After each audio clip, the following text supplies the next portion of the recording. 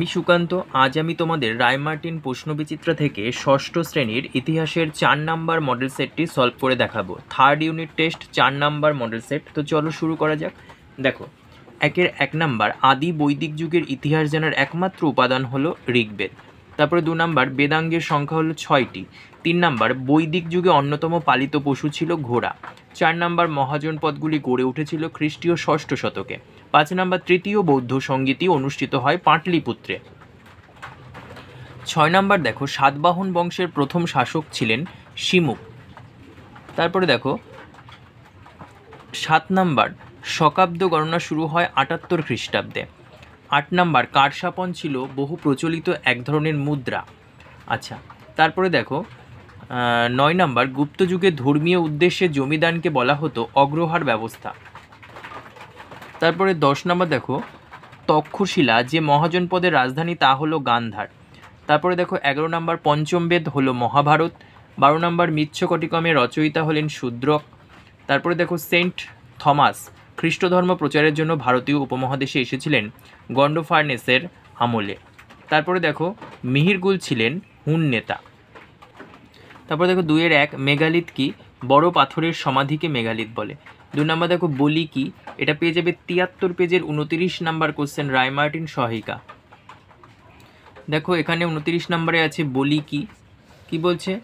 নিরাপত্তার জন্য প্রজারা স্বেচ্ছায় যে কর রাজাকে দিত। নিরাপত্তার জন্য প্রজারা স্বেচ্ছায় যে কর রাজাকে দিত তাকে বলা হতো বলি। 3 নাম্বার দেখো, অথর্ববেদের বিষয়বস্তু কি?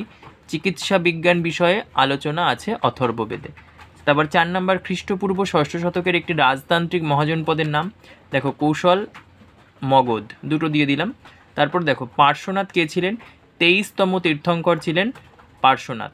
আচ্ছা, তারপরে দেখো 6 নাম্বার, কোন মৌর্য সম্রাটের উপাধি ছিল দেবানাংপিয় প্রিয়দর্শী? এটা হবে সম্রাট অশোক। তারপরে দেখো মেগাস্থিনিস রচিত গ্রন্থের নাম লেখো ইন্ডিকা। তারপরে দেখো গাথা সপ্তশতী কে রচনা করেন? এটা হবে সাতবাহন রাজা হাল রচনা করেন। তারপরে দেখো 9 নাম্বার, সোয়ানজাং তার লেখায় ভারতবর্ষকে কি নামে অভিহিত করেছেন? ইন্তু। তারপরে দেখো অশ্বঘোষের রচনার নাম লেখো বুদ্ধচরিত। তারপরে দেখো প্রাচীন বাংলার প্রত্নস্থল চন্দ্রকেতুগড় কোথায় অবস্থিত? এটা হবে, দেখো এখানে লিখে দিয়েছি, উত্তর 24 পরগনার বেড়াচাপা নামক স্থানে। ঠিক আছে, উত্তর 24 পরগনার বেড়াচাপা নামক স্থানে। আচ্ছা, তারপরে দেখো পঞ্চতন্ত্র কোন ভাষায় রচিত? এটা হবে উত্তর সংস্কৃত ভাষায়। তারপর দেখো কিউনিফর্ম কি? এটি একটি সুমেরীয় লিপি। কিউনিফর্ম হলো সুমেরীয় লিপি। বানানটা দেখো, দন্ত সহস্য ময়েকা রয় দীর্ঘী অন্তুস্থ, সুমেরীয় লিপি। তারপরে দেখো ফেরাও কাদের বলা হতো? মিশরের রাজাদের ফেরাও বলা হতো। মিশরের রাজাদের বলা হতো ফেরাও। তারপরে দেখো 3-1 নাম্বার, বেদের আরেক নাম শ্রুতি কেন? দেখো বেদ লিখিত ছিল না, শুনে শুনে মনে রাখতে হতো, তাই বেদের অপর নাম হচ্ছে শ্রুতি। বেদের অপর নাম শ্রুতি। আচ্ছা, তারপরে দেখো অথবা সপ্ত সিন্ধু অঞ্চল বলতে কি বোঝো? দেখো 65 পেজের 15 নাম্বার কোশ্চেন, এটা হচ্ছে সপ্ত সিন্ধু অঞ্চল, দেখে নাও। তারপরে দেখো দ্বাদশ অঙ্গ কি? পেয়ে যাবে 91 পেজের 25 নাম্বার কোশ্চেন। দেখো 91 পেজের 25 নাম্বারে পেয়ে যাবে দ্বাদশ অঙ্গ। তারপরে দেখো অথবাই বলছে আর্য সত্য কি? 92 পেজের 32 নাম্বার কোশ্চেন, পেয়ে যাবে আর্য সত্য। তারপরে দেখো 3 নাম্বার, আলেকজান্ডার কোন অঞ্চলের শাসক ছিলেন? ম্যাসিডনের শাসক ছিলেন। ময়েজফলা আঁকা দন্ত সহসী ড দন্ত না। তিনি কবে নাগাদ ভারতে আসেন? 326 খ্রিস্টপূর্বাব্দে। তারপরে দেখো অথবা হর্ষচরিত কি? 120 পেজের 55 নাম্বার কোশ্চেন, দেখো হর্ষচরিত, বাণভট্টের হর্ষচরিত। তারপরে দেখো 4 নাম্বার, অগ্রহার ব্যবস্থা কাকে বলে? দেখো 140-এর 25 নাম্বার, 140 পেজের 25 নাম্বার কোশ্চেন, দেখো। তারপরে দেখো অথবা স্ত্রীধন কি? এটা 141 পেজের 31 নাম্বার কোশ্চেন, দেখো এখান থেকে পড়বে স্ত্রীধন। তারপর দেখো অষ্টাধ্যায়ী কে ছিলেন? আচ্ছা, অষ্টাধ্যায়ী পানিনি। আচ্ছা, এর বিষয়বস্তু কি? অ্যাকচুয়ালি অষ্টাধ্যায়ী পাণিনি রচনা করেন। হ্যাঁ, পাণিনি রচনা করেন অষ্টাধ্যায়ী। এটি সংস্কৃত ব্যাকরণের নিখুঁত আলোচনা আছে অষ্টাধ্যায়ী গ্রন্থে। অষ্টাধ্যায়ী গ্রন্থে সংস্কৃত ব্যাকরণের নিখুঁত আলোচনা আছে।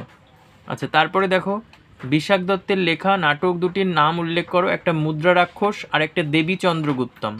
ময়হস্যু দয়রা ফেলা আকার মুদ্রা, রয়াকার ক্ষয় মধ্যনস্য দন্তস্ব মুদ্রা রাক্ষস, আর দেবী চন্দ্রগুপ্তম দয়েকার বয় দীর্ঘী চ দন্ত নয় দয়রা ফেলা গয়হস্যু পয়তয় ম। তারপরে দেখো মিলিন্দ প্রশ্ন কি, 179 পেজের 11 নাম্বার কোশ্চেন। দেখো 11 নাম্বার কোশ্চেন এটা। তারপর দেখো ফাসিয়ান কত খ্রিস্টাব্দে ভারতে আসেন? 399 খ্রিস্টাব্দে। তার লেখা গ্রন্থের নাম কি? তার লেখা গ্রন্থের নাম ফোক ও কিং। 4-এর 1 নাম্বার দেখো চতুরাশ্রম কি? দেখো চতুরাশ্রম পরবর্তী বৈদিক যুগে জীবনযাপনের 4টি পর্যায় বা ভাগ ছিল, একে চতুরাশ্রম বলা হয়। চতুরাশ্রম হলো ব্রহ্মচর্য, গার্হস্থ, দেখো 3 নাম্বার বানপ্রস্থ, সন্ন্যাস। দেখো নিচে ব্রহ্মচর্যাশ্রম সম্পর্কে আলোচনা আছে, গার্হস্থ্যাশ্রম সম্পর্কে আলোচনা আছে, তারপরে বানপ্রস্থশ্রম সম্পর্কেও আছে, সন্ন্যাসাশ্রম সম্পর্কেও আলোচনা আছে। তারপরে দেখো চতুর্যাম কি? 90 পেজে 23 নাম্বার কোশ্চেন। দেখো পরের পেজে এই পর্যন্ত লিখবে। তারপরে দেখো 2 নাম্বার সুয়ানজাং কোন দেশ থেকে ভারতে আসেন?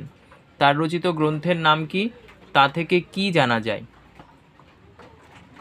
দেখো 142 পেজে 33 নাম্বার কোশ্চেনে সুয়ানজাং ছিলেন চীন দেশের পর্যটক।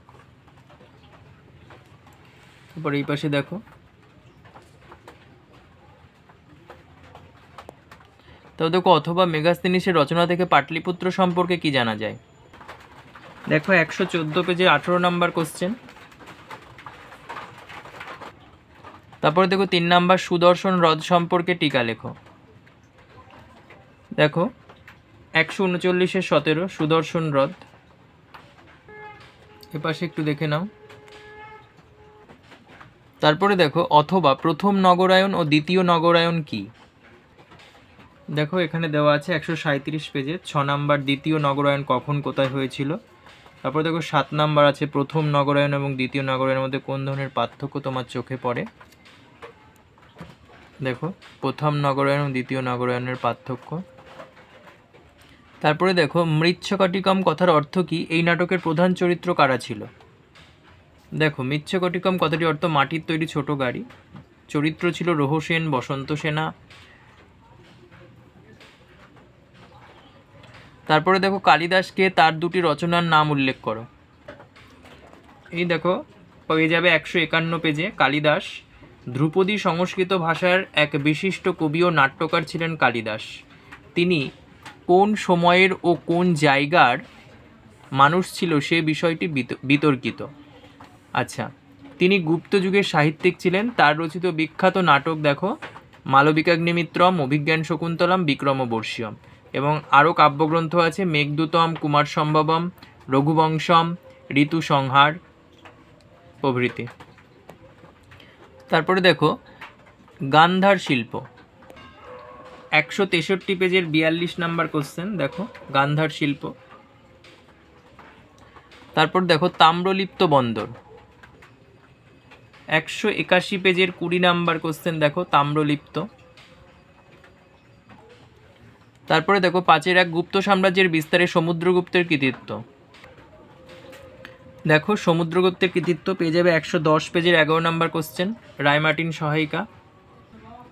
তারপরে দেখো শাসক হিসেবে হর্ষবর্ধনের কৃতিত্ব। দেখো শাসক হিসেবে হর্ষবর্ধনের কৃতিত্ব।